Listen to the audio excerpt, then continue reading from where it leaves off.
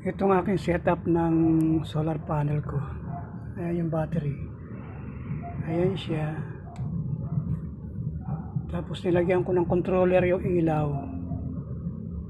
Nilagyan ko siya ng controller habang pinipihit mo yan, nagliliwanag siya. Ayan o. Ayun o. Oo, diba? Ayan o. Try natin ha. Kasi sinak sa bahay namin. Wala pang kesame yan.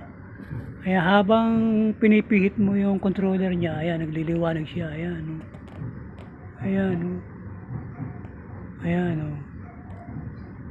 Oh, pero hanggang 7 watts lang yung ilaw na yan. Diba? O, ayan o. Unti-unti siyang nagdidilim. Ayan o. Ayun, ayun, ayun.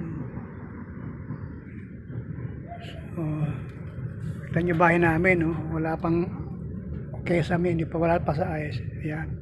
Ito yung kanyang controller, yung pinakapihitan niya. Ayan. Parang volume control niya. Ayan. Ito yung pinaka-controller niya. Ito tawag dito controller din. Parang throttle. Ganun. Habang pinipihit mo, lumalakas ang ilaw. Ayan. Ayan. So, yun lang. Thank you.